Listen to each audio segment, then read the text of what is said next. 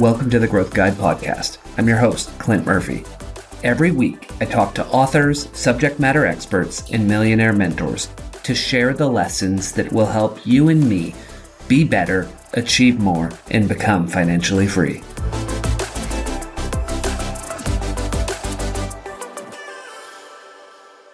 Today, I had a transformative conversation with Carla Miller, a leadership coach and best-selling author who works with women to develop their careers and their confidence. Carla is the author of Closing the Influence Gap, a practical guide for women leaders who want to be heard, which empowers women to successfully navigate the workplace and to learn to lead their way.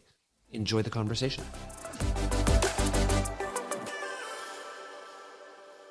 Good morning, Carla. Welcome to the Growth Guide. Before we dive into your book, would you like to share with our audience a brief bio about yourself so that they know who you are, and then we'll start the conversation with your book? Absolutely. Thank you. So I'm a women's leadership and confidence coach. My background is in the charity sector, the non-profit sector, you would call it over there, where I led teams for many, many years and raised about £20 million for good causes.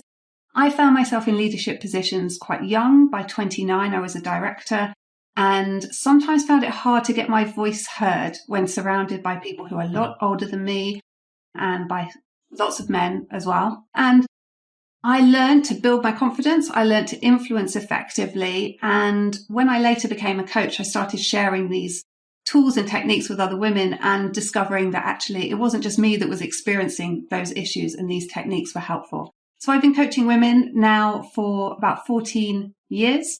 And the book really exists to help the versions of me that were out there when I was younger in my first management role, my first director role, my first chief exec role, and help other people avoid some of the pitfalls that I fell into. And so the book we're talking about is Closing the Influence Gap, a practical guide for women leaders who want to be heard.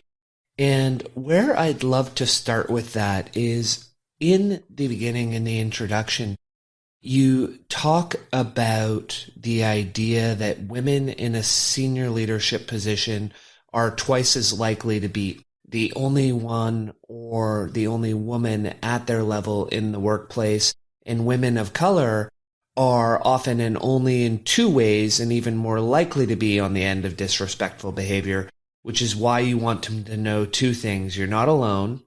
You don't need fixing. And that's what we're going to be talking about in our conversation today. Can you share with the listeners what that means for you? Absolutely. So I think there's lots of criticism out there about offering confidence and leadership support to women because there's the assumption that, well, women need fixing or they're broken. And actually, we shouldn't be fixing the women. We should be fixing the system. And I sort of hold both views at the same time in that we absolutely need to be fixing the system. The world of work was designed by men for men. And, it was the world of work as we know it was designed back in the 50s, basically. And many of them had a housewife at home doing the child rearing and everything else to do with life as well. And there have been some substantial changes, but it's still a place where women often don't feel like they belong, particularly when we're the only woman in the room. And so we do face a bit additional barriers to success. And even when we get a seat at the table, it's harder for us to get our voice heard. And so the book aims to overcome that and help women recognize that they don't need fixing. Like you say, they're not broken. But gender bias has impacted our confidence. It's impacted our self-belief. And then that makes it harder to speak up. So I believe we absolutely need to change the system. And it's really, really important to engage men in that as well. This isn't something men are doing to women. We all participate in gender bias. It's a societal issue. And I want to help women believe in themselves again and understand that they can lead their way. And the fact that they don't always get their voice heard doesn't mean that they're not good enough. And I think that's where we go in our heads. We don't get our voice heard. We get interrupted. Someone makes our point that we've just made and they get all the credit for it. And we start to think, well, there must be something wrong with me because they're not taking me seriously. I must just have to work harder. I have to be more. I have to be better. And actually, that's not the case at all. And that's what I would really love all women to understand, because I think it's really empowering to understand that. So before we dive into strategies and tactics and tools that people can use, the first thing you talk about us needing to work on, and you mentioned some of them there, our own mindsets and beliefs to then empower us to take the next step. So the first part is working on the inner work for ourselves. Can you talk about that at a high level, and then we'll dive into a couple of the specific ones? Yes. So it can be hard to get others to see you as a leader if you're sat there doubting yourself, if you're worried about speaking up, if you're not completely sure that you're right, or if you're caveating some of the things you're saying by saying, I'm not sure, but, or correct me if I'm wrong. So it shows up in various ways, the self-doubt that we experience. I tend to talk about imposter feelings rather than imposter syndrome, because no one wants to get labeled with a syndrome, and they're not permanent things for most of us. They come and go, but they do hold us back because they stop us speaking up. They stop us being as confident. They stop us pushing for what we know is right and owning our expertise. So one of the things I find it's really helpful to do with people is help to recognize that we all have beliefs that we've adopted through life to help us make sense of life. Beliefs like, I have to be perfect all the time, or I have to be as 100% right in order to speak up, or I have to say yes to everything that people ask me. So what the book helps you to do in that first part is to reframe some of those beliefs, to question them and say, is that true?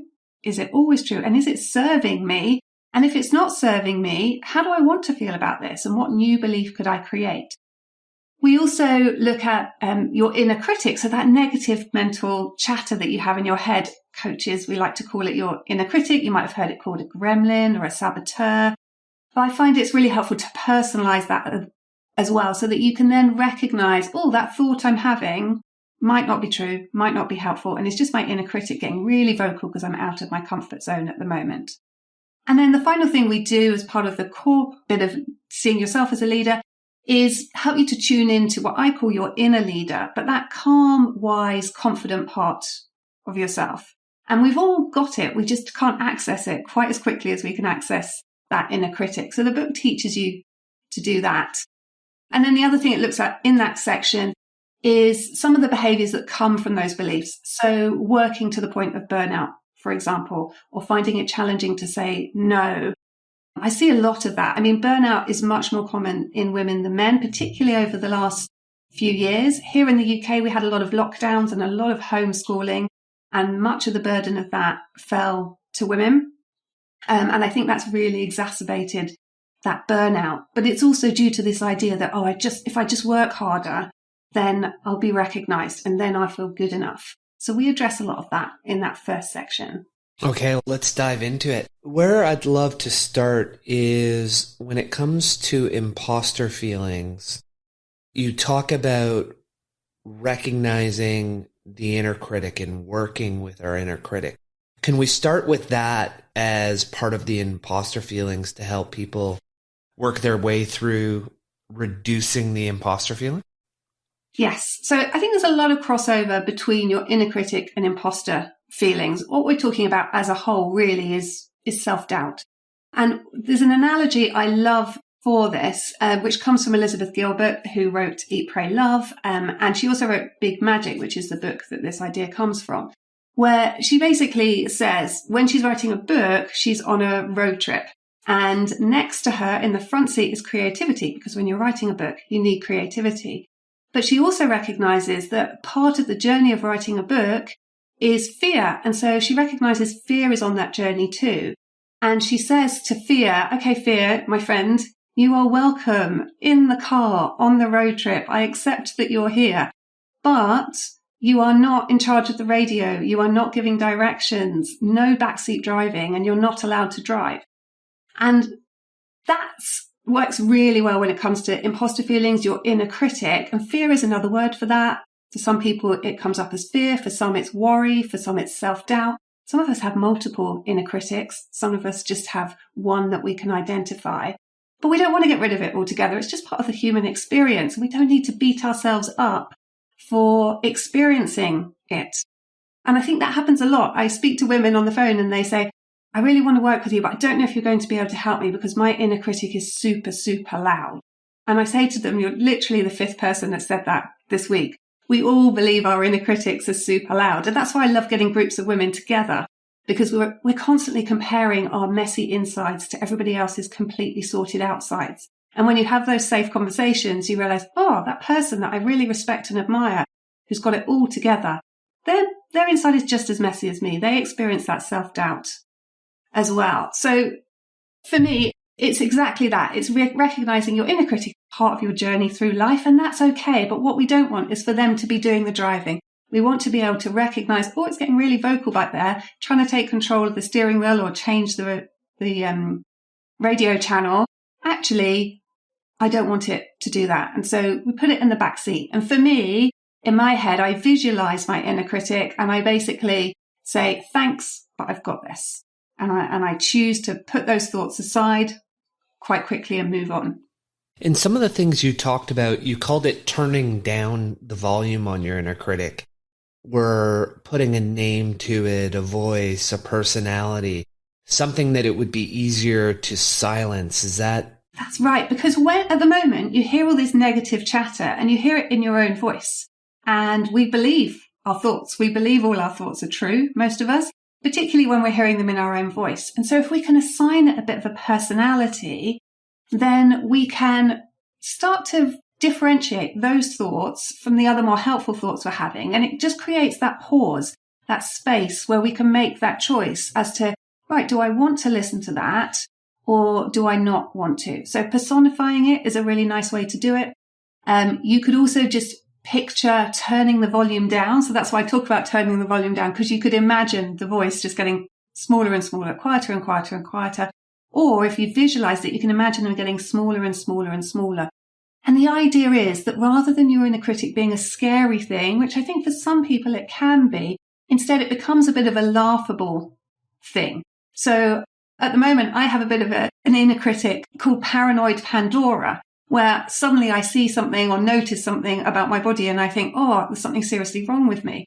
And now what I do is I recognize, oh, hang on, it's Paranoid Pandora there. And Pandora wants to go to Google and open Pandora's box. But we are not allowing that. We're recognizing, actually, that's just part of what's going on in my head at the moment. And I recognize it quickly. And then I choose to switch my thoughts to something reassuring that makes me feel better, which in my case is the face of my cute little 5-year-old boy. Always puts a smile on my face and distracts me from those more negative thoughts. So that's how it can work in practice. And Carla, do you ever use as well in CBT, they'll have the idea of thought auditing and writing down those negative thoughts and then challenging them with more logical alternatives? A guest recently had an acronym for it that I'm trying to cement into my brain, so I'm going to be using it more and more. It is T, which over in England you can appreciate, and that's what's the thought? Is there any evidence to support it? What's an alternative thought? I love that. That's a really great shortened version. I encourage people to write down, when they first identify their inner critic, I encourage them to write down what their inner critic is saying. So that's that first step, is recognizing, oh, my inner critic's actually quite vocal. It's actually taking over quite a lot of my thoughts. And then we put them through a thought reframing process. But actually, I love the T because it's just quick and easy to remember. And it's exactly that. It's basically, how true is this thought? Is it serving me? And then I say to people, how do you want to feel about this topic? And what thought would enable you to feel that? So I think I might swap that for the T, actually. I really like how simple that is. Yes, you're right. We do like T over here. And is it serving me? That's such an important point. A lot of people don't realize a lot of that inner critic in us, at some point in our life, it was serving us. Maybe when we were 7. That was serving us and that voice was helping keep us safe. And now that we're adults, it may not be serving us. So that's such a powerful question. Is it serving me? And if it was serving me, how might it sound differently? I love that reframing, Carla. And then if we contrast that with the inner leader, so we want to turn the volume down on the inner critic. We want to turn the volume up on the inner leader. What does the inner leader look like? And why don't I have that voice inside me? How do I get that one? So one way we do it is to access it through a visualization, basically, because again, visualizations can be really powerful. But it's basically the calm, confident version of you. It's your intuition is another word for it. And we just put a visual to that. So I encourage people when they're going into meetings, for example, imagine leaving your inner critic outside the front door, because our inner critics can get very vocal in meetings, and instead stepping into your inner leader. So in the book, there's a visualization for it. Another shortcut for that is also to think, well, when have I been in that state of flow where I've been calm, confident, I've known what I've been doing? And again, you can use an NLP type technique for that, where you can visualize that and turn up the brightness of that experience, turn up the emotion of that experience, and find some way that enables you to tap into that.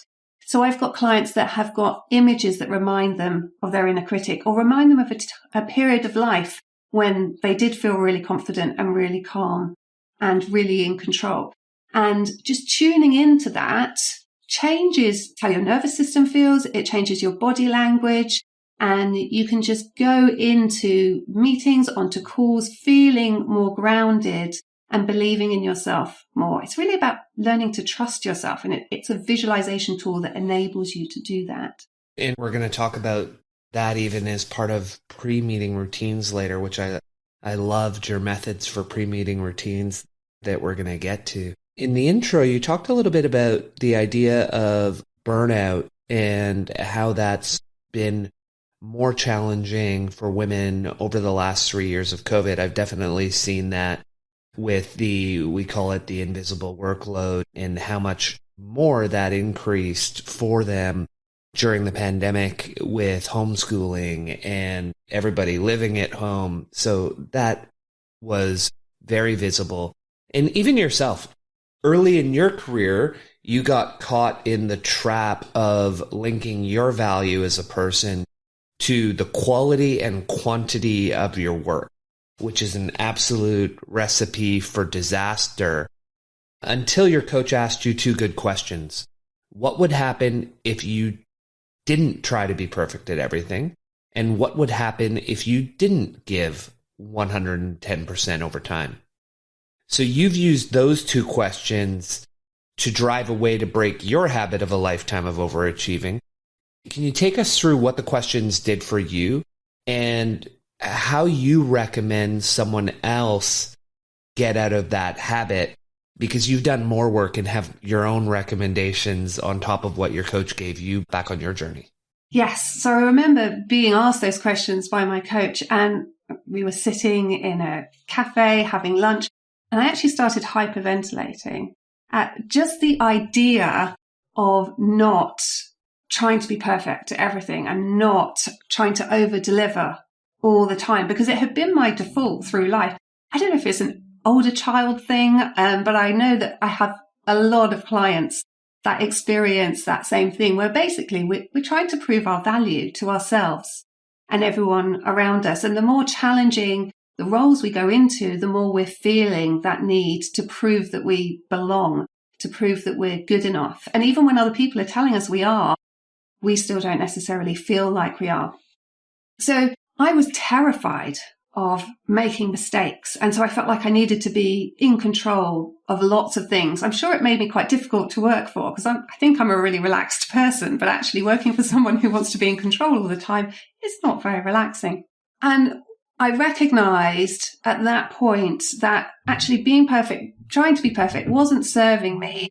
And actually being perfect wasn't even the right thing to aim for. Because we learn from our mistakes, but also at the time, this is really dating myself, but Desperate Housewives was on television at the time. And it was early on in Desperate Housewives, and Brie Vanderkamp was, I don't think she'd gone completely insane at that point, but she was perfect. She was like a Stepford wife. And she was the least likable character in the program.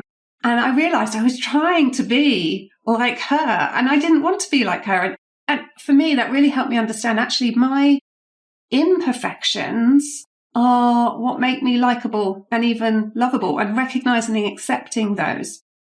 And for me, that was a major breakthrough. for my clients, what I help them identify is, what's that story you're telling yourself? Is it that you need to be perfect? Is it that you need more experience?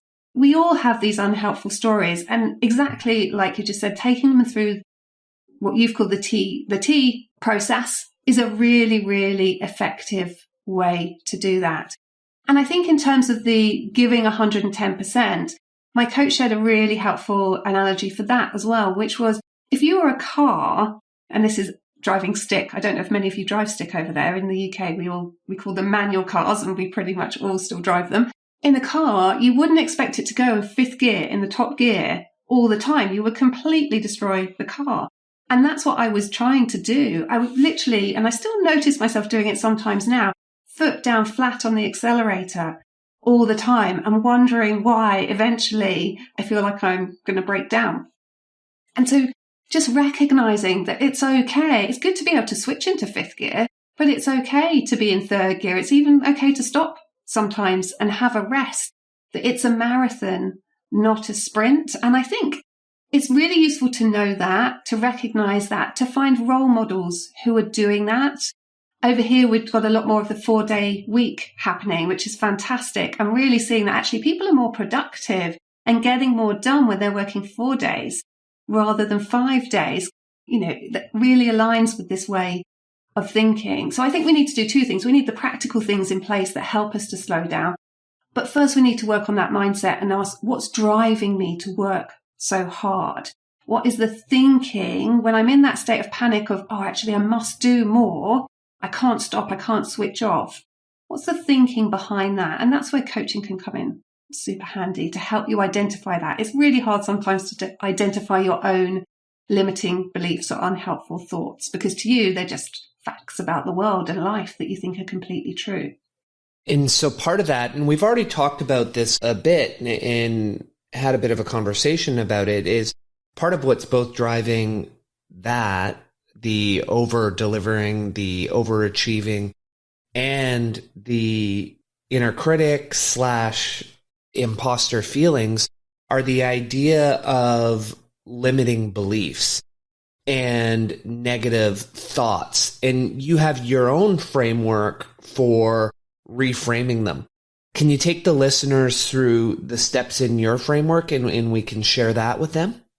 Absolutely. So the first one is to just ask yourself the question, is it true? And then ask the question, is it really true? So is it true in all circumstances? Is it true 100% of the time? Has there ever been a time when it wasn't true? So we're trying to find really a chink in the armor of that belief.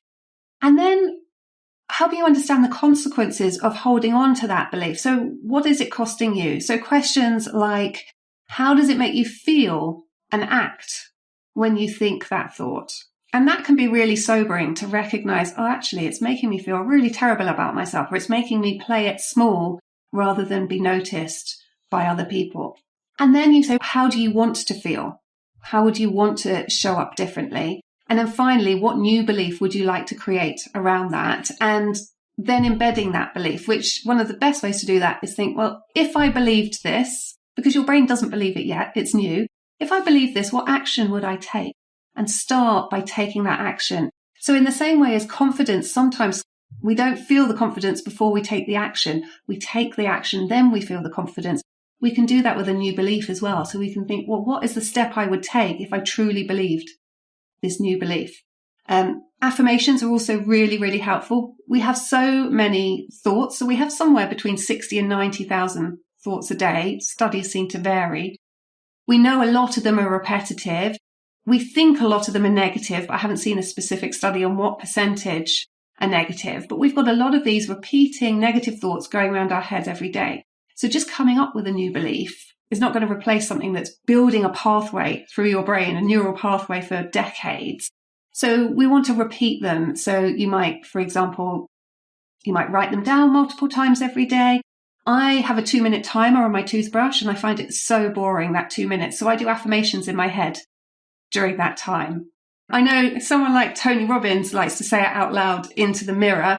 I don't know many British women that would stand in front of the mirror and repeat their affirmations to themselves. So we like the toothbrushing side of things, or post-it notes if you're working from home is a really nice way to do it as well. Yeah, I like that idea. And I love that reframing method. One of the interesting things my coach told me back in the day when I was working with him, he took me through the idea of when you want to change a behavior. At first, it's an undesired behavior that's unconscious. Step one is making it an undesired behavior that's conscious, then a desired behavior that's conscious, and then finally, over time, to your point about rewiring, takes the reps. Eventually, it becomes a desired behavior that is unconscious, and we have to work our way on every single one of them all the way through that square. So now we've talked a bit about the limiting beliefs, imposter feelings, the inner critic, and we've worked on our mindset and our belief systems. The next step you talk about is being seen as a leader by others. And so what does it take for us to be seen as a leader at a high level? And then we'll start diving in and playing with some of the details of that one, Carla.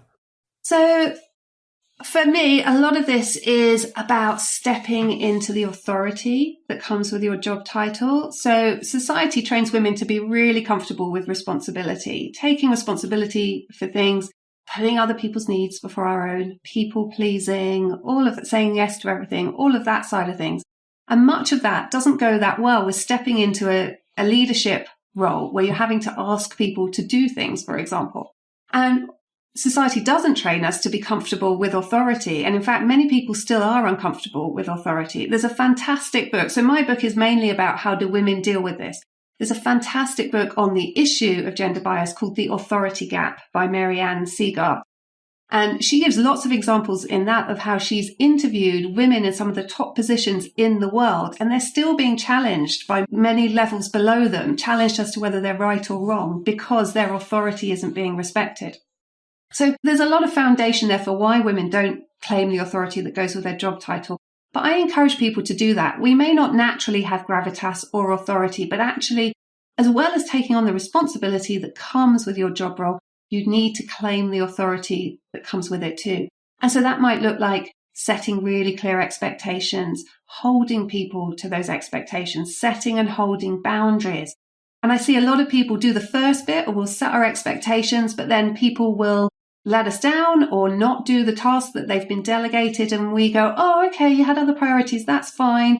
I'll do it then. And we train people to keep doing that. So that's one of the core things, stepping into the authority that comes with your role. Another is being really intentional about what kind of leader do you want to be? Because often, and this isn't just a women thing at all, we fall into managing and leading, and we look at the people around us and think, oh, maybe we should be leading like them, but we don't take the time to think, what kind of leader do I want to be? And I believe that if we're intentional about how we show up, that acts as a filter that encourages other people to see us in that way. And we can talk about that. I call it your personal leadership brand. And then finally, I've got a meeting toolkit in there, which helps you to communicate powerfully in meetings, communicate like a leader, and not, for example, use lots of qualifying statements as many women in the workplace do. And again, we could talk about why we do that. Yeah, let's start there, because that can be an absolute deal killer that I see in a lot of young leaders, especially women that I try to work with, to say, don't eliminate these words from your vocabulary. Don't use them in meetings. You're undermining your authority. And that's your idea of power words. So I definitely want to spend some time there, and as well as you have some questions that you ask people to think about to determine their own personal leadership brand, which I think is very, very relevant, and would love to spend time on that. And the way you described it, choosing how you want to show up as a leader and being intentional about it. Because when we see that vision of this is the leader I want to be, then we can ask ourselves, how would that leader act? And that's how I'm going to behave. So yeah, let's dive into your personal leadership brand and follow that up with power words. Okay, fantastic. So your personal leadership brand, there's a process to it, and it's a pretty simple process. It's worth grabbing a pen and paper and spending some time doing it. But the questions you can ask yourself, the first one is to kind of get your ideas flowing, is what leaders do I admire, and what are the leadership traits that I admire about them? Because I think we do spend a lot of time thinking, well, that leader's fantastic, but actually they're really extroverted and I'm introverted, or vice versa, and comparing ourselves. When in fact we can think, well, actually I admire that person, but specifically what I admire is how they make someone feel, or how they communicate, or how they always deliver. So it's worth asking yourself that question. And what I encourage people to do with this exercise is have a piece of paper, so don't make your writing huge, and just jot down all the words and phrases that come to you in answer to these different questions. And that will help us create our power words at the end, or our personal leadership brand. So that's the first question. The second question is just off the top of your head. What kind of leader do you want to be? What impact do you want to have on others? How would you like people to describe you?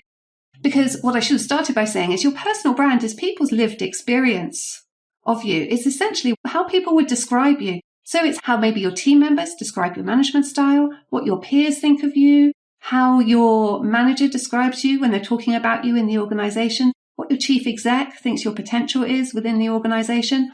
All of that builds up to be your personal brand. And probably different people might be having different experiences of you.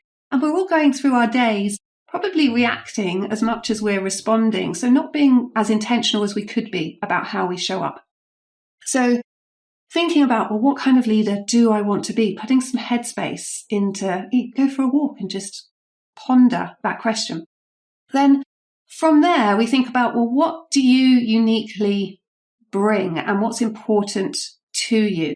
So we look at things like values. If you've done any work on your values before, you might already know your work values, but maybe it's about collaboration. Maybe it's about success. Maybe it's about status. Maybe it's about empathy. We all have different values, but thinking what values are most important to me and popping that down on the page as well.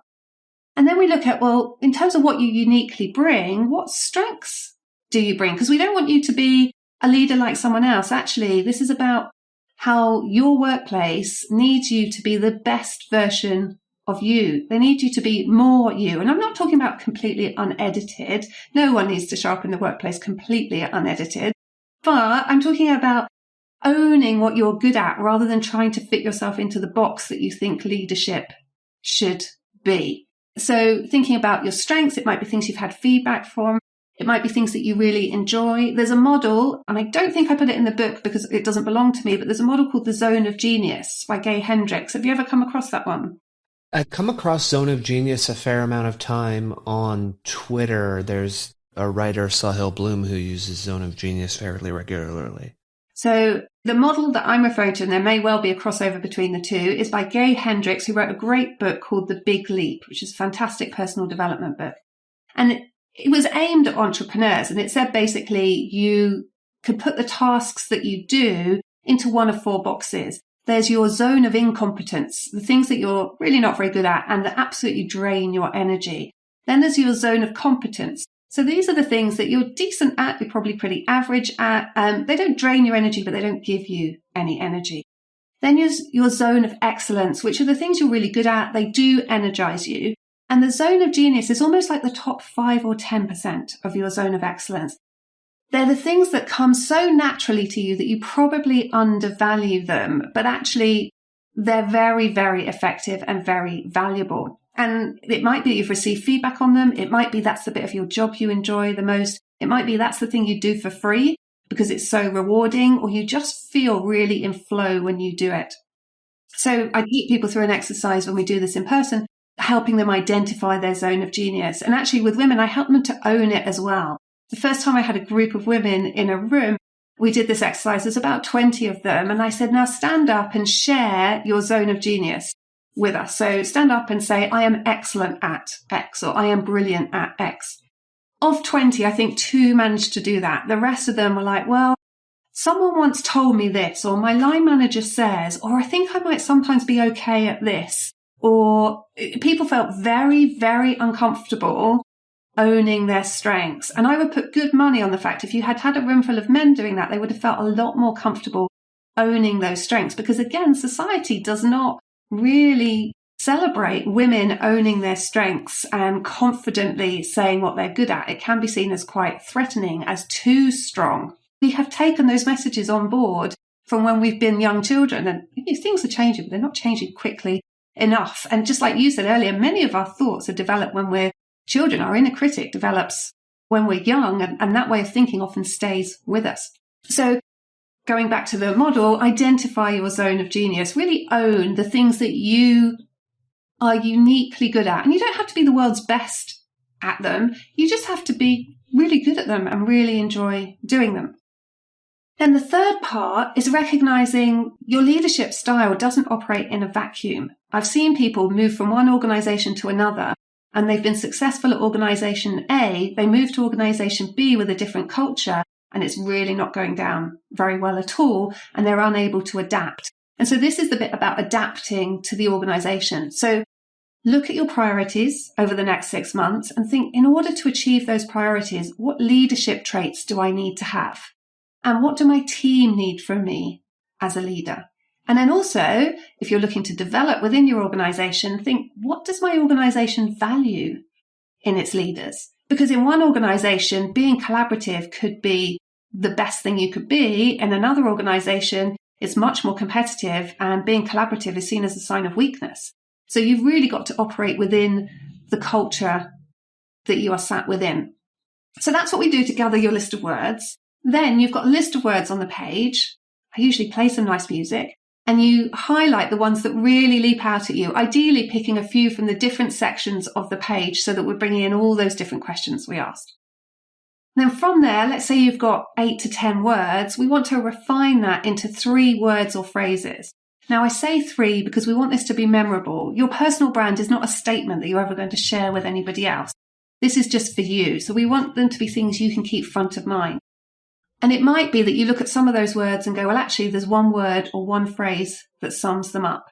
For me, one of them, I was a change maker. I like to make an impact. I like to collaborate and bring people on a journey and vision, and positive force of nature was one of my phrases. It was basically what I wanted to be, someone who created change, but in a really positive way. So you end up with these phrases. Ones I quite often have at the moment are inspiring and insightful and integrity. Like, those are the 3 things that if I wanted people to describe me afterwards, I would tick those boxes because that's what's important to me. So you've got your power words, your 3 phrases, and the idea is that they basically act as a subconscious filter for your communication. So let's say one of yours was to be more strategic. You wanted to be seen as a strategic leader. When you're in a meeting, instead of diving into the detail, your head's going, oh, well, how can I be more strategic about this? What's the strategic question I could ask here? Now, it sounds ridiculously simple, but I have so many clients come back to me and say, I'm now being described with those words, and I haven't actually vocalized them very much at all, but people are now describing me like that because I am intentionally showing up like that. And so for me, that's the power of focus, intention. It's really simple. I just made it up one day, tried it with a few people, and it worked really well. And now it's just worked really, really well with hundreds and hundreds of people. So simple, but powerful, I think. I can see you thinking there, Clint. Well, it ties to we often talk about this idea that our feelings become thoughts, thoughts become words, words become actions, actions become habits. That's how we get known. In your not short-circuiting it, what you're doing is you're using that in a powerful, intentional way to say, if that does happen, why don't we choose those words so that we become what we want and we're seen how we want to be seen? So we're using the words become actions, become how we're seen, and choosing the words ourselves and saying, this is how I'm going to be seen. It just seems so powerful and such a great cheat code to become the person we want to be. Absolutely. And I think if we want to show up differently, it's got to start with identity, hasn't it? And that's why you go through this whole process as well, to really start to own that about yourself and recognize it. Because we know that if you want to change habits, you want to adopt the identity of someone who has those habits. So I would love to be healthier, for example. And when I go running, I say to myself in my head lots of times, I am a runner, as opposed to saying to my head, this is really, really hard work. I'd like to stop now and I'm going to have some chocolate afterwards to make up for it. I adopt that identity. And so it's that same way of thinking, basically. You're conscious about your identity and you show up differently. And when we show up differently, people respond differently as well. I had one client who was sent on my influence and impact course by someone who said, you're very much like a manager, but you're not much of a leader. And within 3 months, she was being celebrated in the organization as a leader. And at her next review, they were like, there's nothing we can add here on leadership. You're just doing fantastically. And she had been an amazing student in my course, but she'd really embodied, how do I want to show up and be perceived, and put that into action? And it had radically changed how she showed up and also how people perceived her. It works for interviews as well. So I encourage people going into an interview to think, how do I want them to describe me when I leave the room? So that bit, if you've been on an interview panel, you know someone leaves the room and you turn to each other, see what everyone's impressions are. If you're really intentional about how you want people to describe you, it will come across in the interview. And also you can weave that into your interview answers and weave those specific words into your interview answers as well. Yeah, I remember when I was training to be CFO that was in place at the time, would often stop me on the way to a meeting. And we'll talk a bit about this in the pre-meeting work because you share similarly. And he would say, before we get there, let's just take a few minutes, think about how you want to show up in this meeting, and picture the meeting as if you're watching a movie. How are you sitting? How are you talking? How are you showing up to the audience? And just close your eyes, visualize that. Now let's go into the meeting. At the time, I was quite young. I thought, wow, this is pretty crazy what we're doing here. And then over time, you realize if I premeditate who I want to be, I'll be that person and people will see what I want them to see. And it's the amount of time it takes to go from person A to person B, C, D. It's much shorter than we realize. And one of the key words that you've used a few times, when we're intentional about it and we make those choices, which brings me to the next question, because we're talking about as we go into meetings, and meetings are a spot that can be very challenging for women. You highlight they feel like they struggle speaking up, getting their voice heard and making points powerfully. They're interrupted 50% of the time, and 96% of the time that's by men. And so to help them in meetings, you suggest, let's do some pre-meeting work before you go in there. So can we take our listeners through that? And then as well, on top of that, when they do get interrupted, what are some techniques that they can use to get their point back across, to finish up their thought? Thanks for listening. If you enjoy what you're hearing so far and want me to be able to get your favorite guests on this show, please do me a quick favor. Subscribe to the show and leave me a rating. The 30 seconds of your time will mean a ton to me. Okay, so in answer to the first question about how do you prepare for meetings, a few simple things you can do. So the first thing, and everyone should do this preparing for a meeting, is what do I want to achieve from this meeting? Because I think so often we just roll into meetings and then react to them. And it's like, well, why are you going into a meeting if you're not clear what you want to achieve? And maybe that's you need some information, you need a decision, or maybe it's just I want to be seen as credible in my role, or I want to be seen as ready for the next stage, or I want to build that relationship with that senior stakeholder. So be clear, what do I want to achieve? And then secondly, how do I want to be perceived? So this might be your personal leadership brand. You might be applying that in all your meetings, or it might be in this particular meeting, you want to be perceived in a particular way. I had a client who, she was a consultant and her client regularly challenged her and didn't listen to her, even though she'd hired her for her insight and expertise. And she said, I just want her to recognize me as an expert. So I said, right, you go into your next meeting, or the word you have in your head is expert. You claim that space of being expert. You're intentional about being the expert. And that's what she did. At one point, she had to remind the woman she was being paid for her expertise, but the woman completely changed. Her client completely changed how she responded, and she respected her a lot more and even started referring to her as, well, you're the expert, so I'll listen to you on this. So it's really, really simple when you put it in action. It's ridiculous, but I think it's the power of focus, isn't it? I think we just aren't usually focused. So it's that power of focus. And it's really simple. You don't need to believe in anything woo-woo. You just have to choose, how do I want to be perceived, and show up that way.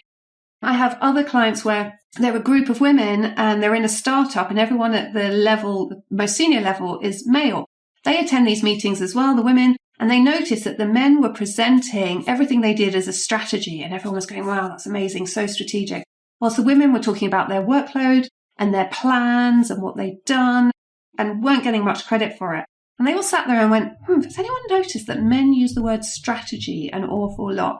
Try doing that. And so they started referring to everything they did as a strategy, and they got this incredible feedback from then on, because they tapped into this word that everyone valued within the organization. So it can be really simple. So think about either your personal leadership brand words, or just for this meeting particularly, how do you want to be perceived? And then the final thing you can do, go in more powerfully, is something I'm sure many of your listeners are familiar with, is the idea of power posing. So Dr. Amy Cuddy popularized this idea. You hold a powerful pose for 2 minutes. It makes you feel more powerful for the rest of the day. I have clients that get called into meetings and quickly go into the bathroom before they need to go in so that they can power pose. I personally also love a bit of a power song. So I used to go into pitches when I was a fundraiser for millions of pounds. And at the time, again, I'm dating myself, but Eye of the Tiger from Rocky was my favorite song.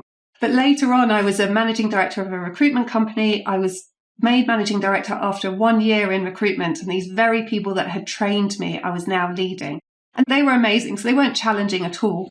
But I really needed to feel more powerful. And on my half-hour walk to work, I would listen to basically girl rap songs. And I would go in, pretty much dancing my way in, feeling completely in control and powerful. And it really changed how I felt and how I showed up.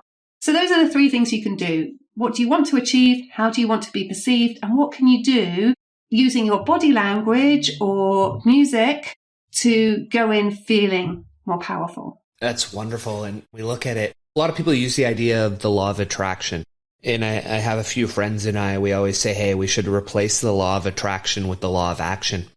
And part of what you're doing with saying, here's how I want to show up. This is the word. This is what I want to be seen as. And then you're layering on it, well, if I want to be seen that way, this is how I need to behave. And so it's almost combining the law of attraction with the law of action. I'll change my behavior to be known for X, and X is what I want to attract. And then they're attracting it. That is wonderful. One thing that if you're going into the meetings, one of your challenges is anxiety or fear. One thing we can add to our listeners is to do some simple breath work, box breathing, breathe in for 4 or 5 seconds, pause for 4 or 5 seconds, breathe out for 4 or 5 seconds, pause for 4 or 5 seconds. Just calms down your nervous system, and then you go in and it helps shed that anxiety. I love the idea of combining that with the Superman pose, which I think is an example they've shown actually does increase your testosterone levels. So it's not just the mental, physiologically it does changes in your body, which is absolutely incredible. And so we're in the meeting, we did our pre-work, we're ready to go, and someone interrupts us. How do we get to finish our thought so that we don't always get cut off? Okay. So I'd like to cover first what we can do, and secondly, what other people can do, because often it's easier if somebody else helps out in that situation.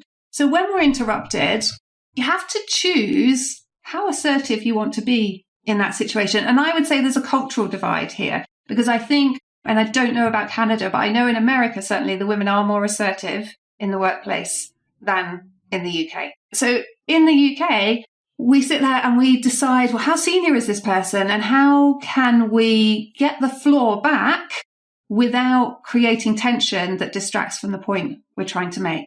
So sometimes it's a question, if you want to keep talking, it's a case of saying, I've nearly finished, or just let me finish my point. If you want to be more assertive, I'm still talking. For many of us, what I see a lot of women doing in the workplace is basically we let the other person talk. They're often a more dominant voice. But then afterwards, we jump in and we might want to say, thanks for that, going back to my point. Or if they've made a point because they're talking on your behalf and actually it's not the point you wanted to make, you can go, that was an interesting point, John. But the point I was trying to make, or the point I was making, was this. So something that basically reclaims the floor. What you don't want to do once someone's interrupted and you've let them speak is just let it go, because you will never get that moment back. So I imagine it as a microphone, and someone's grabbed the microphone off you. They've made their point. You want to get the microphone back, reclaim it, basically. But what's much easier if someone does that for you? And this is one of the many ways in which men can support women in the workplace, in that you can say, I really found the point Carla was making interesting. I'd like to hear more about that. Or I think Carla was interrupted. Do you want to continue? Yeah. So in that situation, John, Carla was sharing a thought there. I'd like to hear her finish that. Yeah. So men can be fantastic allies in passing the mic back. What we don't need you to do is say, I think the point Carla was trying to make is, and make our point for us, which I think sometimes happens when people are trying to be helpful. There's a phrase for that, heap-eating, where we make a point, no one pays much attention, and a man makes a point, everyone thinks it's the best idea anyone's ever heard. It happens. I mean, I did a poll on LinkedIn. I think it happened to about 70% of the women that answered the poll within the last 6 months. So it happens regularly. And again, anyone in the room can say, I really enjoyed Carla's thoughts on that, or I really enjoyed Sarah's thoughts on that. Can we hear more from her? Or I like how you've built on Sarah's point there. Sarah, do you have anything else to add to that? So just making sure that credit is going where it's due. And women can amplify each other. So I don't know if you've heard of this strategy of amplification, but in Obama's presidential room, there were obviously lots of very, very intelligent men and women, but the women noticed, because the authority and the influence gap is real, that their contributions were not being taken as seriously, were not valued as much, that they were being interrupted, repeated, etc. And so they agreed to amplify each other and came up with a strategy of amplification, which was exactly that, passing the mic back to that person, championing women within the room, saying that was a good point, making sure they got the credit for what they had done. And so I always really encourage women to do that for each other. But men can absolutely do that too. And unfortunate but true, you are more likely to be listened to than we are. So men can be fantastic allies. In fact, gender equality initiatives are much, much more successful if men are engaged in them. There is very little point in just empowering women if nothing changes in the workplace around them. Yeah. The interesting part that I learn the more that I dive into diversity and inclusion training is generally the only people that can make the systemic lasting change are the people in power, which tends to be the straight, cis, heterosexual, white guys. Like, it's on us to make the changes, to make sure that everyone's voice is heard. And I just wrote down heap eating because that's the first time I've heard that one. And I know I've seen it in action. And so heap eating is on my list now. That was a wonderful addition to my vocabulary. Thank you. It will be in the thread when we write about this show and how people can improve. The fun part is that's language. It's phrasing, and it's something that will stick in your head. And one of the important points you talk about, and this is the one that I think should be could be easier for young women to fix, is what are those word choices? What is that language that we use? And a lot of it can be qualifiers that detract from our leadership brand. And so what should we be looking for, and what do we want to change it to? Great question. So I call it caveating. It's also called qualifying statements. But essentially, often when women are making a point in meetings, particularly a challenging point, they will start with a sentence that doesn't serve them at all. So common ones might be, I'm not sure, but I might be wrong, but correct me if I'm wrong. I might be taking us off on a tangent here. There's all sorts of ones out there. And we also do ones at the end as well. So at the end, we'll make a really good point and then we'll say, does that make sense? As if it might not have made sense. And the interesting thing is we're saying, I'm not sure, but when we are sure. We're saying I might be wrong when we know we're not wrong. Those phrases are essentially saying you probably don't need to listen to me on this. I'm not even sure that I'm right. Those phrases are saying exactly the opposite of what we want to achieve. So why do we do that? There's a number of reasons that we do that. Firstly, we might well have seen other women do it in the workplace and recognize, okay, so that's how people start their contributions. Secondly, it becomes habitual. So we might start it for a challenging point and then we just get used to saying it. But also the main reason we do it is because it has never been safe for a woman to just speak their mind unedited in the workplace without consequence in the way that it is for men. And there's a really interesting book called Patriarchy Stress Disorder. And I don't know if you've come across this idea, but it's that not only have we all got our own individual experiences of not feeling safe speaking up in the workplace, and that happens for everybody. We've all had those times, particularly earlier in our career. We've had an idea and we've been really shot down. And our inner critic goes, well, it's not safe to have ideas. Definitely not safe to say them in rooms with senior people. That's what happens to you. Don't do that again. So if you've got an inner critic, it keeps you safe. But patriarchy stress disorder basically says what's happening collectively to women affects our nervous system as well. So when we see women's rights being challenged in other countries, for example, we recognize actually our rights are fragile.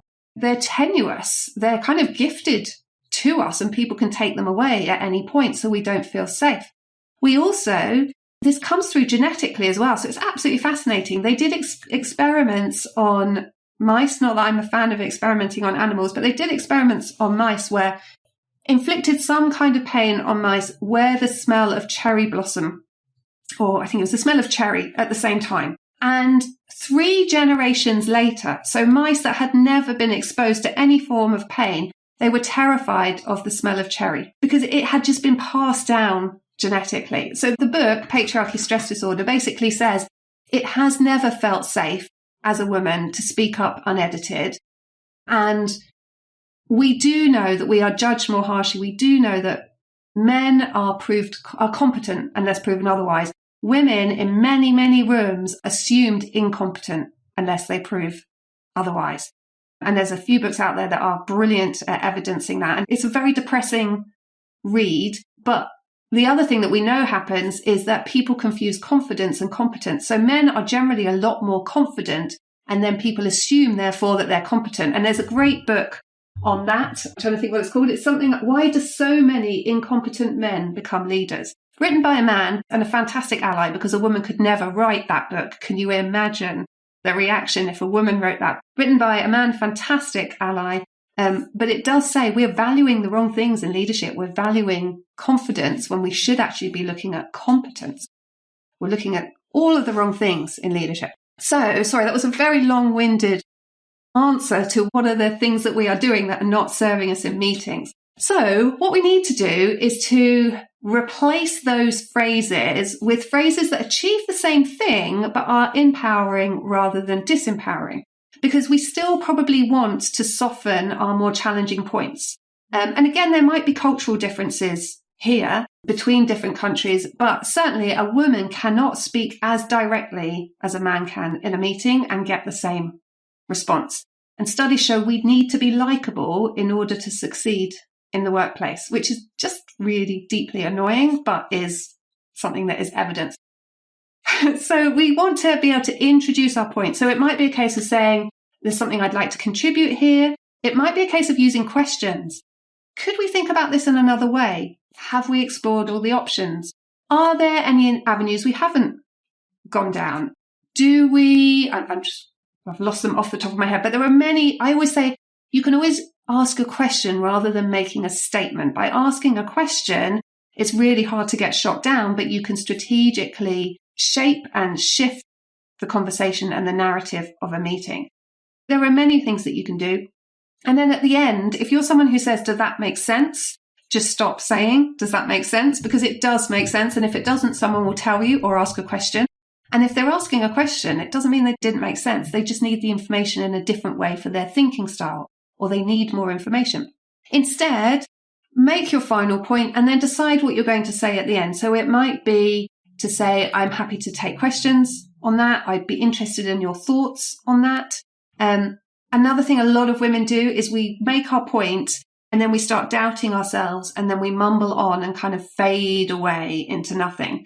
And I encourage people to end strong. It happens a lot. So imagine a full stop, make your point, imagine a full stop, and then use more powerful body language to indicate that you've finished. Because many of us shrug and go, that's all from us. Again, diminishing what we've contributed to the meeting. So just sit back or bring your hands together or sit forward, whatever you want to do to indicate, okay, I'm finished now. You can all join in without feeling like, oh, I need to pass the spotlight onto someone else as quickly as possible because I feel really uncomfortable with it, which is what a lot of people experience.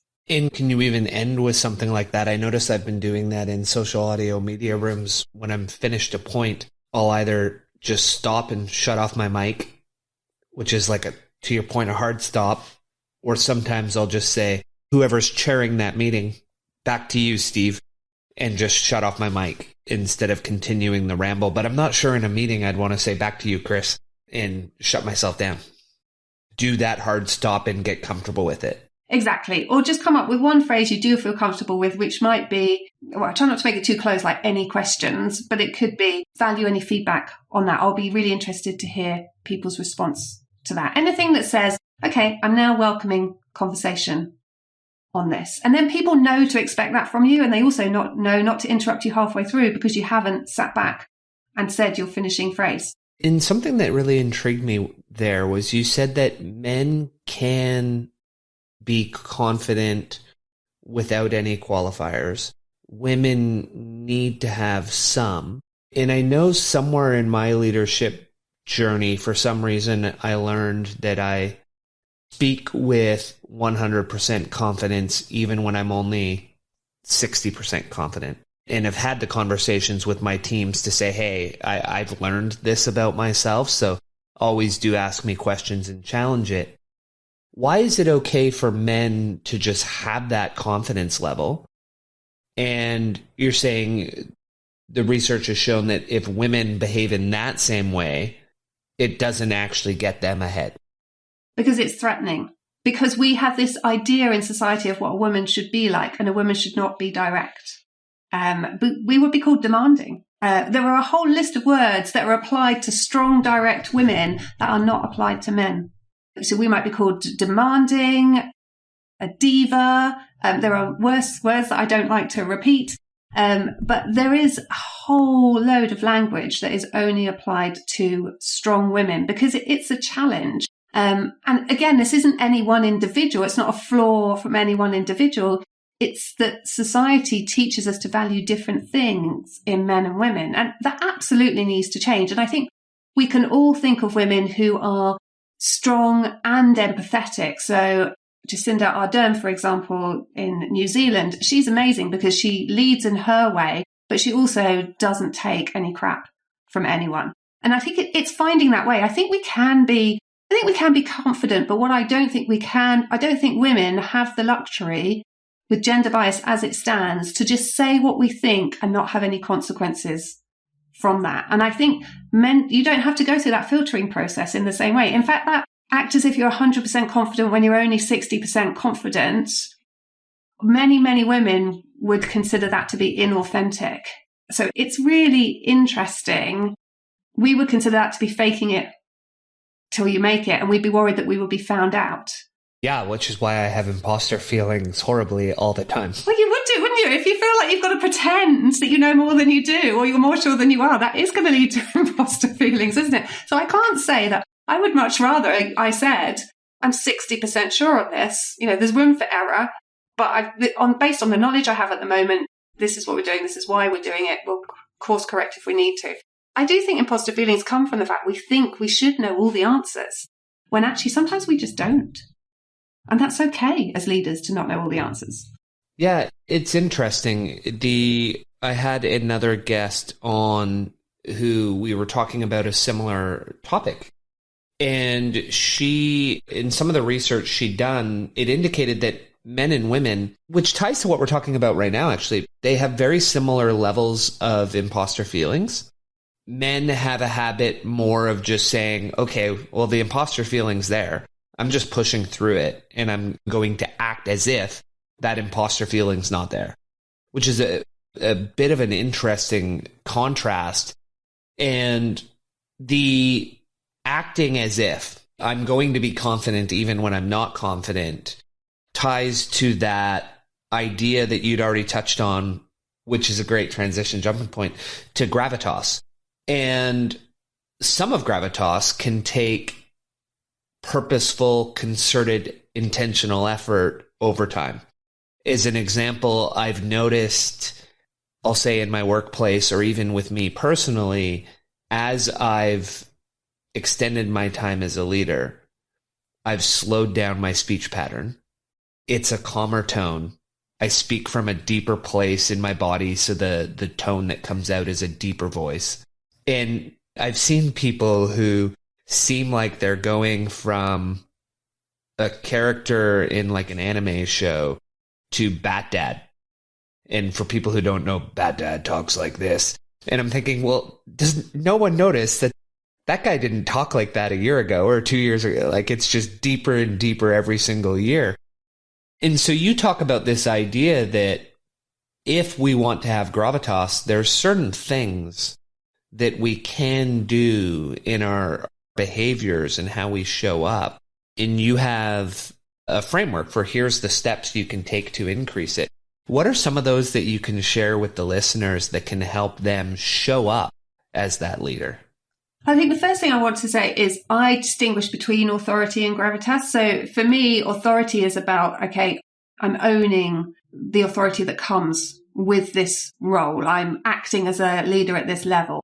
And for me, gravitas, we say it differently in our different countries, is about being able to be solemn and serious and deliver a very serious message so that it's heard.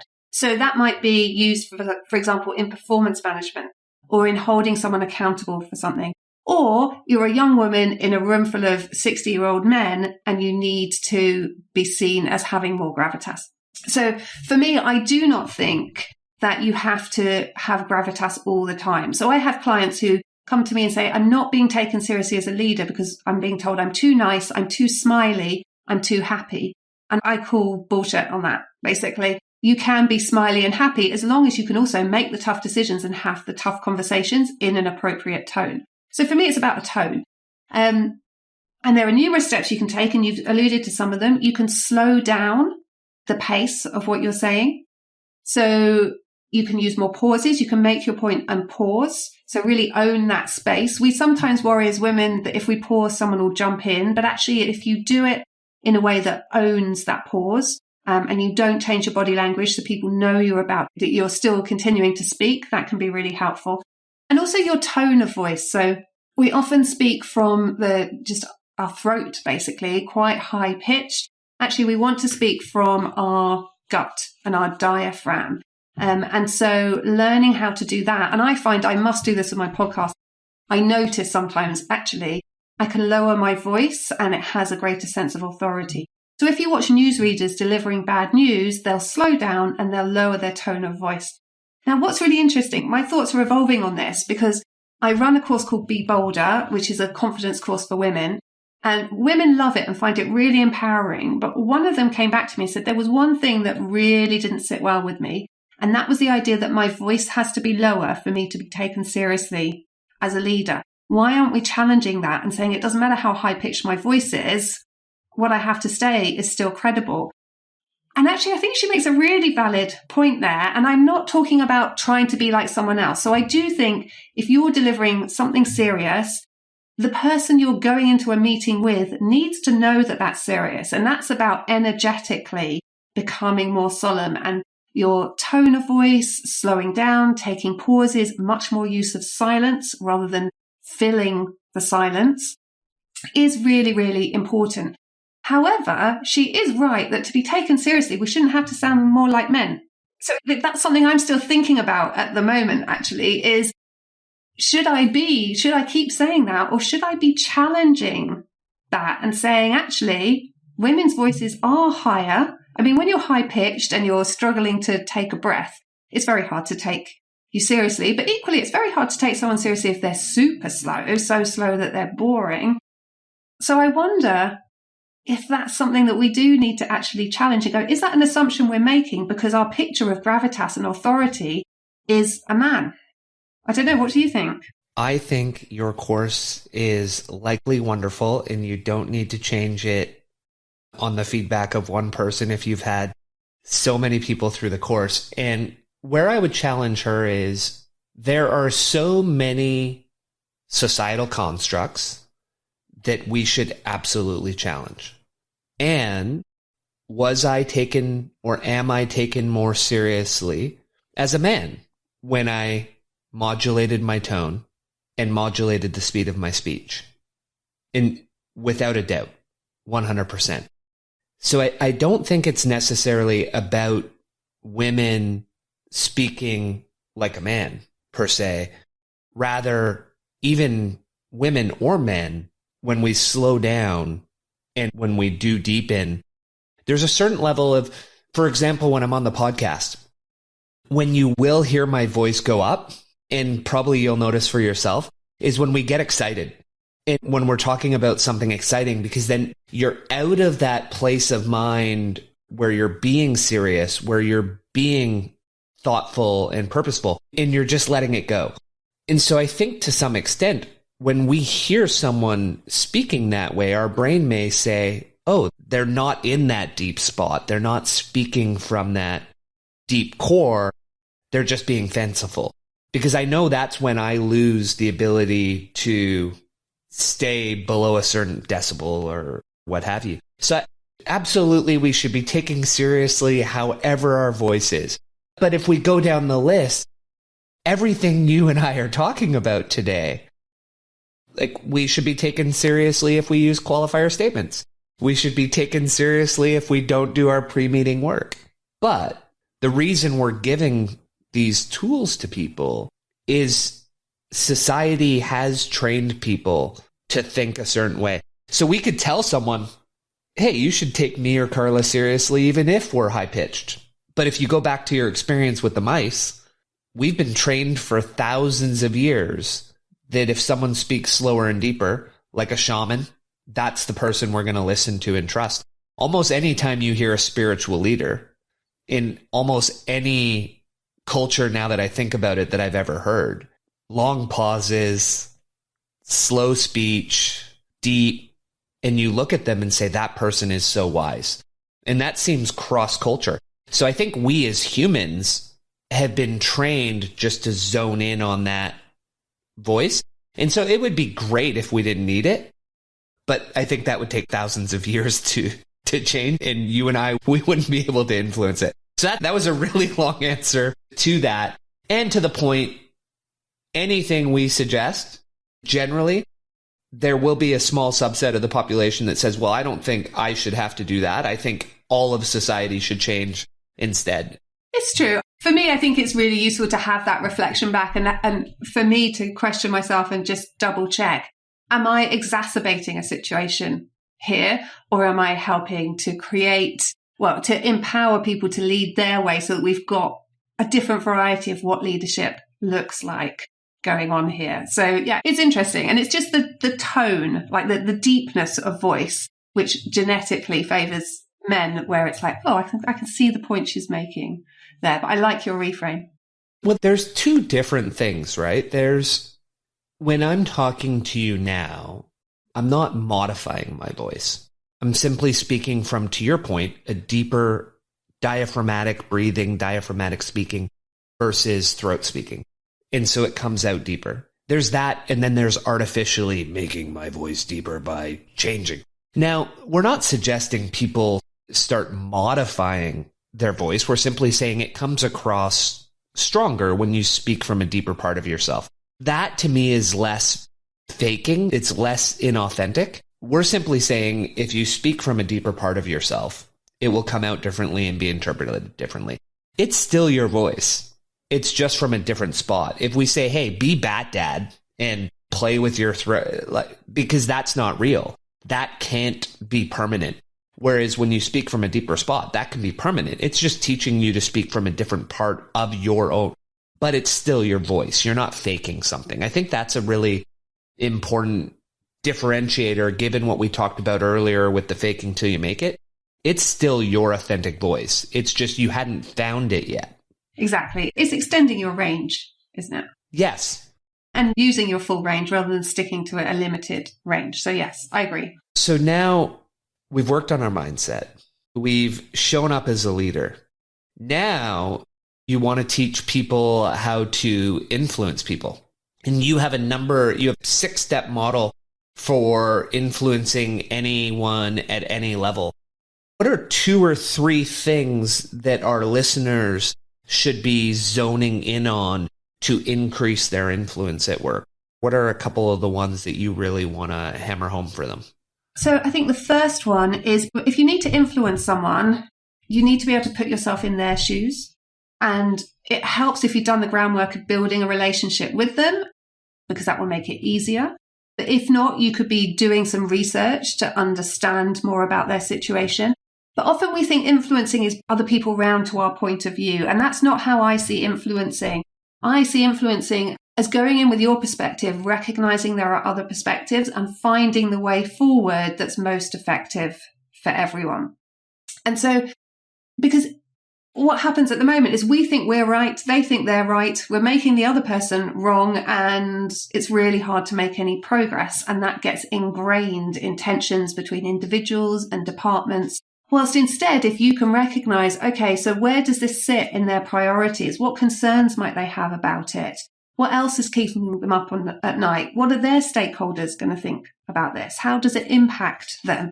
If you think about those things, which are essentially their objections, if we think about it in a sales conversation, we would call those objections or concerns. If you don't know someone's objections, then you can't overcome them. You can't discuss them. So I really encourage people, if you're trying to influence someone, start with putting yourself in their shoes. So rather than making them like the alien other who's got it wrong and just needs to see the world how you see it, instead, put yourself in their shoes.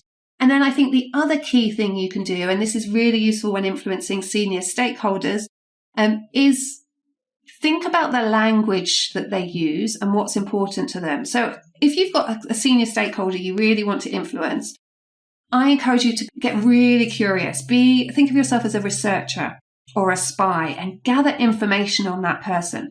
So how do they communicate?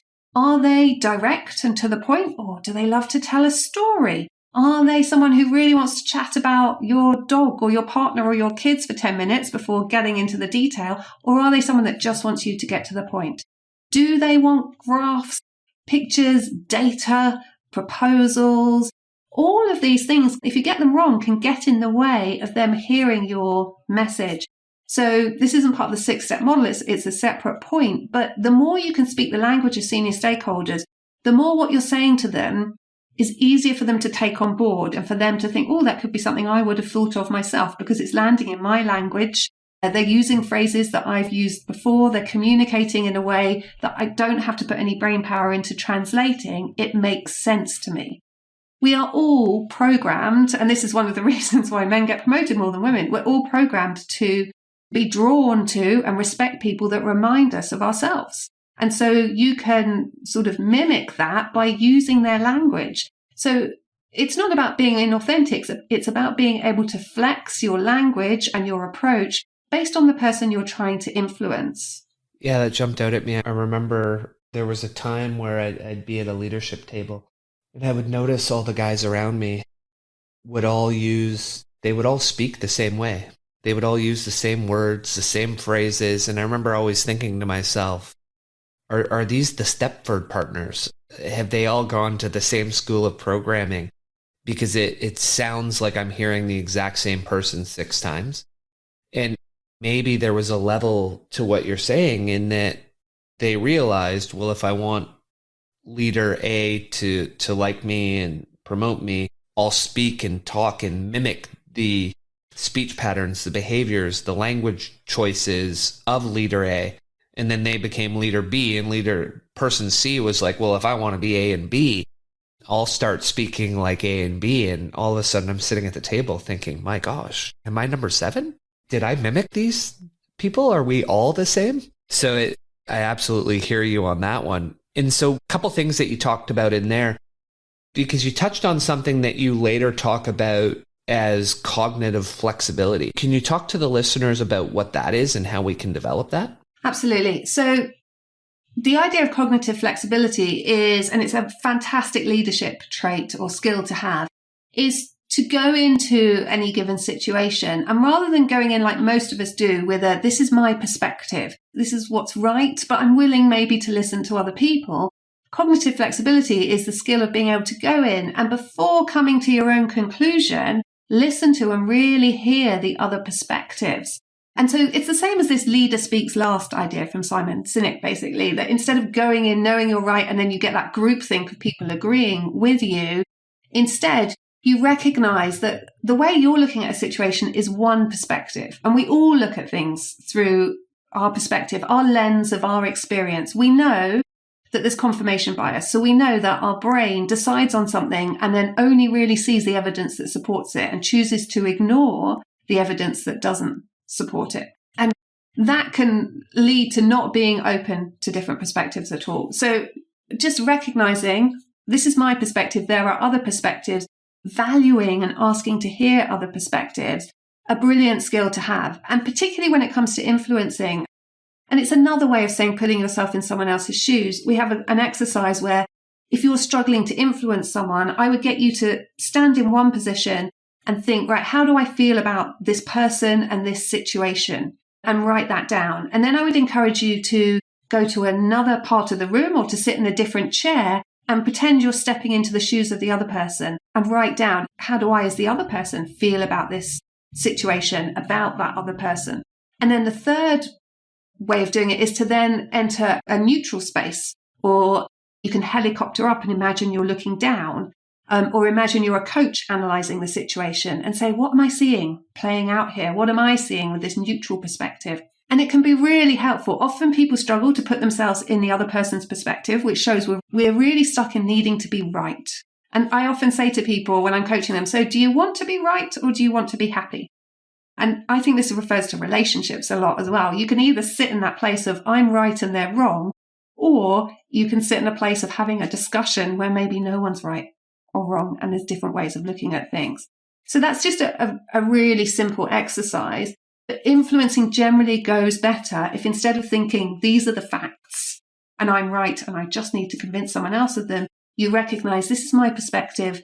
There are other equally valid perspectives and I'd be really interested to hear them, to take them on board and then see how that refines my thinking. The other interesting aspect of that is it's such an important part of increasing our empathy and emotional intelligence, is that ability to put ourselves into the shoes of others, which may, and I may be mistaken on this, my recollection is women tend to be better at this than men in being able to take on other people's perspectives and having that level of empathy. So my understanding is that, yeah, women are more empathetic. Now, whether that's genetic or whether society has programmed us to be more empathetic, I'm not sure. I suspect it's more that we are encouraged to think of the needs of others. We're encouraged, we celebrate women putting others first. You look at the Mother's Day cards and they're all about sacrifice and celebrating that. Shonda Rhimes made that point on an Oprah interview of why do Mother's Day cards celebrate all the sacrifices women have made when that is rarely what comes up on Father's Day cards. So I think there's some of that society, but certainly it's recognized that a feminine leadership trait is empathy. And it's something that I think more and more organizations are valuing now. It was previously seen as almost as weakness, whilst I think when we went through a lot of change with the pandemic, it's now been recognized that bringing your team with you and supporting your team and that mental health side of things is absolutely vital for leaders today. Yeah, absolutely. And if you weren't doing that over COVID, it's just interesting what our teams went through, what people went through. the isolation amplified everybody's mental health challenges. People who didn't even have mental health challenges that they were aware of all of a sudden had anxiety, had depression. People who had it blown up. And so not having those conversations and not being aware of that would have been a very challenging work situation to work through. That would have been very hard for a lot of people. The other thing that you talked about in there was this idea of thinking like a leader. So if someone wants to think like a leader, and this will be the last question on the book, Carla, and then people can go and read this masterpiece, and I'm loving the conversation I'm having with you on it, is what are some of the things we want people to think about when they want to think like a leader? So in the book, I suggest a number of mindset shifts that I made and that I've seen other people make. But my favorite one is this idea of radical responsibility. So I believe that once you're a manager and a leader, there are many fantastic things because you have the ability to create change. What I don't think you get to be anymore is to be a victim, to sit in that victim space and complain, because you do generally have the ability to influence and create change. And what I experienced earlier on in my career, I was very frustrated. My first chief exec called me a constructive agitator, in that I wanted to create change, but always in a really positive way. But I could always see how things could be better. And when I got to the point where I was leading teams, I was like, this is brilliant because I can help improve things. So I was leading a team and we were all having issues with one department, and everyone would just sit and complain about it, myself and all my peers and everyone. And I was like, well, why don't we just get together, decide what we need, and then I'll go and talk to that department. We'll hear what they need. Basically put them through the 6-step model, although I didn't know it was my 6-step model at that point. And that's what I did. I gathered that information. We sorted the problems, got it done. Again, I was pitching for a piece of work, like a big charity partnership, and they needed a 5-year organizational strategy. And I was about 4 levels below the chief exec. And we didn't have a 5-year strategy. So I didn't sit there and go, oh, well, we can't go for that money. I went to the chief exec and the directors and said, we need a 5-year strategy. And they went, well, we haven't got time to focus on that. I said, well, use me. I'll coordinate it. I've never done this before, but I'll learn and I'll bring us all together. And I made it happen. And we won £2.5 million. And it is essentially, rather than complaining about problems, you find ways of solving them. And sometimes that means taking on the work, but sometimes it's just being the person who raises the question or gets something on the agenda or gets it on the agenda of senior people. And that has got me promoted so many times. And I have never done it to get promoted. I've never sat there and gone, oh, I know what I'll do to get promoted. I've sat there and gone, what's stopping me from being able to do my job well? What's making it hard for my team to deliver? What can I do or initiate or drive proactively to make that better? And I ended up managing director of a recruitment company, and I interviewed a lot of people. And I really noticed that those that demonstrated this radical responsibility, when they came in, within 20 minutes of sitting in front of me, I was like, I could send them anywhere and they would get the job. These are the superstars. And it's that way of thinking. You could tell from their CV, you talk to them about problem solving, and they went into action mode rather than into victim stuck mode.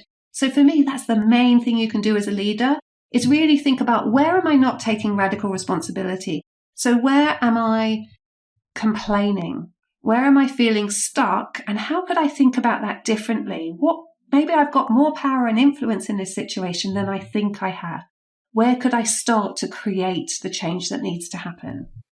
One of my favorite mindset, whether it's radical responsibility, extreme ownership, I often phrase it as own your shit. It's just taking charge of your life.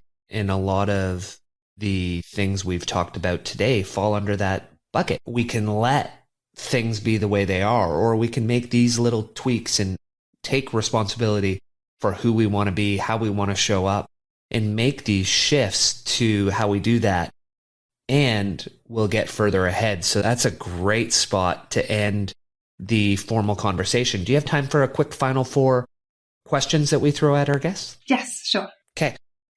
What is a book that you've read that's had a significant influence on your life? I think actually it's one I referred to earlier, which is The Authority Gap by Marianne Siegart. Because until then, I was doing this coaching of women, and I was thinking, I don't know why we need to do this, but it feels like we do. And just having it laid out, the inequity in the workplace. And the thing I haven't referred to in this interview that I really try and make sure I do in every interview is women and men, obviously, we're not homogenous groups. And obviously the world also isn't binary, but all the research out there is men and women. However, as a white woman, I have not faced barriers that a woman of colour might have faced, or someone who is neurodiverse, or someone who is not able-bodied. So I think it's really important to recognise that there are additional challenges that others face. And her book does that very well, but it's a great storytelling book about the various challenges that women face in the workplace. And I think every man should read it. I definitely think every male chief exec should read it. So that's my top book. Apart from mine, of course. Love it. And what are you currently reading right now? I am currently reading a book called Work Joy by Beth Stallwood. And it's all about moving from work gloom to work joy. I had her on my podcast, and I recently did an episode on boundaries based on her book. So really recommend that book. Again, it links to that radical responsibility idea of working out what you can do to help you enjoy your job better, even if it's not the perfect job. In the book, is it one word? Yes, one word. Work Joy, Toolkit for a Better Working Life by Beth Stallwood. It's just come out this last week. It should be out in Canada as well. It's come out in the UK, but I think it's come out globally. Okay, I will check this one out. I always like new books. What is something that you've bought in the, let's say, last year for under $1,000 that you think to yourself now, wow, I really wish I'd bought that sooner? Oh, good question. It's not very exciting. It's a tumble dryer. I've never had a tumble dryer before, and I've moved to the north of England where it's very cold and wet. And I have a 5-year-old child who gets all his clothes dirty all the time. And the tumble dryer has saved lots of time. It is expensive to run, but I'm like, do you know what? Life is short. I'm going to put it in the tumble dryer. So yeah, that's what I bought. So how do yours work relative to a tumble dryer then? So we generally have washing machines, and then some people have a mixture of washing machines and tumble dryers, and some people have separate ones. I got a separate one for the first time, and now my clothes are dry in like 45 minutes, and it has saved me lots of time. But I've got friends in New York who don't even have a washing machine. They take everything to the laundromat, which is crazy to me, having a house without a washing machine. Well, yeah, New York's closer to Europe than in a lot of the older buildings. So a place like Vancouver, we do have some of those, but they're very few where we call them like a 4-story walk up and all the laundry's down in the basement, or you have to go to a laundromat because none of the units have washing machines or dryers. But most people in Vancouver do have both the separate washer and tumble dryer. But I remember we were just over in Amsterdam and we noticed that they didn't have them either. They had the one that kind of did both, but it doesn't quite get as dry as a standalone tumble dryer. Oh, that's a great answer. I love that. That's our first time. Oh, it's how unexciting my life is. Yeah, sorry, very boring answer. I was on a different podcast and I got asked and something, I think my wife wanted me to use her answer. So she found these cheese wrappers that are like the waxed paper and they keep your cheese from molding. And she's so happy at finding those that I gave that as my answer. So the last one, because the show is the growth guide, what is one mindset shift, habit, or behavior change you've made that hasn't had an oversized impact on your life? I made a decision recently, about a year ago, that there was more to life than work. And even though I knew that beforehand, I am very driven and I love my work. And my life has been about my work and my small child and not a lot outside of that.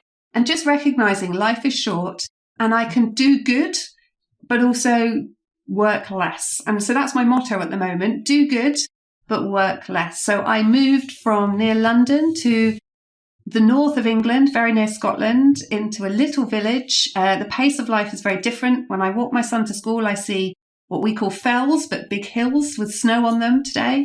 And I took up gardening as well, which turns out I really like, whilst previously I thought it was the most boring thing ever. So for me, it's that mindset shift of, yes, work is brilliant and I love my work, but actually there's more to life than work. And that time outside of work replenishes me for work and helps me avoid the burnout that I'm still naturally susceptible to. I still do want to go into fifth gear quite a lot of the time. So it enables me to slow down a bit. Oh, I hear you on that one. That is a wonderful, wonderful answer. We've gone deep. We've gone pretty wide in the conversation. Is there anything that we didn't cover that you want to leave the listeners with? I think, and we did cover it a bit, but I think just recognizing that gender bias in the workplace is alive and well, that women experience more self-doubt than men because we're experiencing that gender bias, and that men are essential for creating that change. And so if a few people listen to this and go, I'm going to go and read one of those books or work out how I can be a better ally, then I will feel like this has been successful from my perspective. Love it.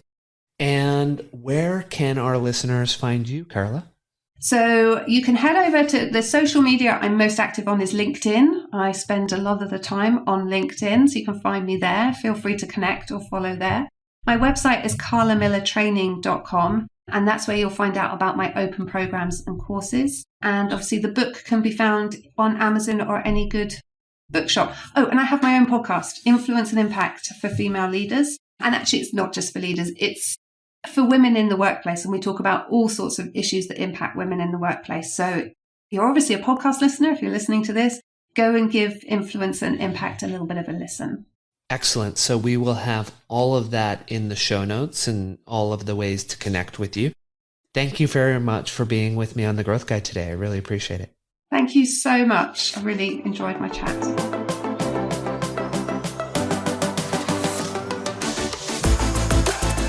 If you like the podcast, you'll love our new newsletter, The Growth Guide. Every Thursday, straight to your inbox, with the goal to help you be better, achieve more, and become financially free. Check it out at our website, thegrowth.guide. Subscribe and learn more.